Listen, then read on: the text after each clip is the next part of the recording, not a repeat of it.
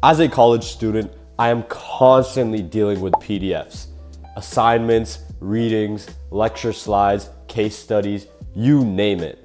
And here's a fun fact. PDFs are one of the most used file formats in the entire world. And when you think about it, it actually kind of does make sense. Over 2.5 trillion PDFs are opened worldwide every single year. And whether I'm working on my class stuff or even just stuff at work, I need a PDF tool that is clean and organized and that works across my PC, my tablet, and even my phone without paying any monthly fees. And that's where UPDF 2.0 comes in.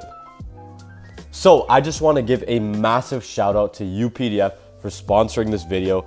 I've been using it for a couple weeks now, and I want to show you guys some of my favorite features and exactly how it made my workflow a whole lot smoother. So without further ado, let's get into a UPDF 2.0 review. So what you guys are looking at right now is the home screen and layout of UPDF. I've cleared all of my files, so it looks very, very clean.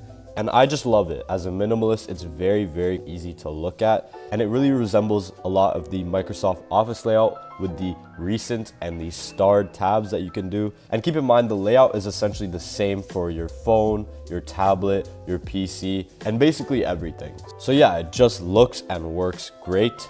As you can see here in these settings, you can change the themes as well of the layout. You can change it to dark, light, you can even change it to mint green or starry blue, which actually looks really, really nice.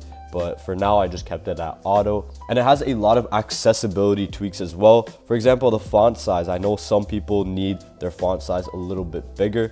I like to keep it at the normal size. And when we tab over to the view page, we can see you can change the page layout from single or double page. I like to generally keep it single page because it resembles sort of a normal PDF. But for those larger PDF, 2 pages definitely helps. You can even change like the background display. You can show divider lines. There's just so many things you can change and customize to make your UPDF layout true to you. So like I said, I primarily use this for school, but I can definitely see people who use it for work or people who use it for even content creation, because I'm sure at some point in our lives, we have all worked on a PDF. And if you haven't, you probably live under a rock. So this is just one of the many examples of case studies I get in school.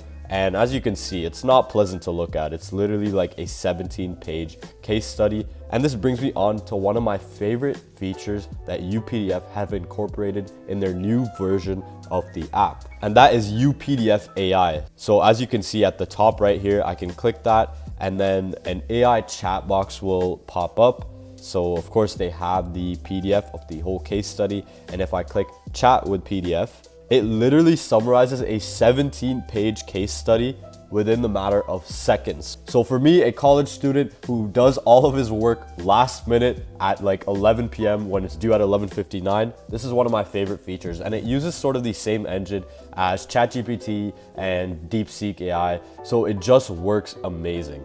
And as you can see, as you scroll to the bottom over here, it knows that it had to summarize page 1 to 10 because this case study is 17 pages, but pages 10 to 17 is just charts and stuff like that. So it knew not to really summarize that. Again, just showing that AI is an absolute dominant force in today's world. And you can also see 3 prompts over here, which are just general questions that AI have created just in case people have these questions. So if I click, what are the 3 proposed strategies for Eurostar pitchers? The AI will load and it will generate an answer based upon that question. However, if you have another question, you can just ask it right over here in the Ask Something box. Guys, I don't know what to tell you. Correct me if I'm wrong. I think UPDF 2.0 is probably the only PDF editor that does this, that summarizes PDFs, that shows what it is.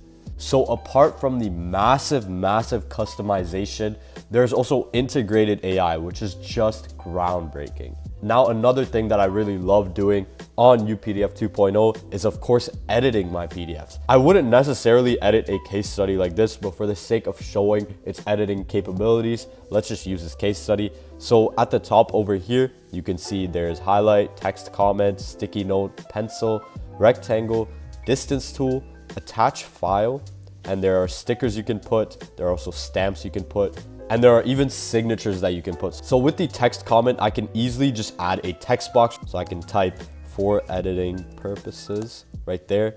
And once I click off that and click back to my selection tool, it will stay there. And it looks like it's embedded into the PDF, which is crazy. Another cool feature is sticky notes. So let's say I'm reading the text and I want to highlight maybe this paragraph, what their second option was. I can put a sticky note over here and I could say best possible option, if I can spell. And once that sticky note is added, it's just a small highlight over there. So let's say I'm coming back to the case study, I can scroll down and I'm like, hey, there's a sticky note here, and I can see that the option 2 was the best possible option. So I previously mentioned how e-signing is really important, and there are many options to creating a signature. Number 1, you can just type your name. So if I want to type my name right there, you can use your mouse to create a signature. Now, keep in mind, using your mouse to create a signature is insanely hard. But this is one of my favorite features. You can use your trackpad on your Mac to create a signature. So I'm gonna sign like that. And let's say I'm happy with that signature. I will press spacebar and I can click create. And last but not least, I can create a photo of my signature. So I can sign my name on a white piece of paper, take a photo of it, and it'll generate over here. So yes, guys, those are 3 of my favorite features of UPDF 2.0. Whether it's schoolwork or even client work, UPDF 2.0 has definitely become part of my productive workflow. And something that makes it really stand out is that it is the only PDF software that is completely cross-platform.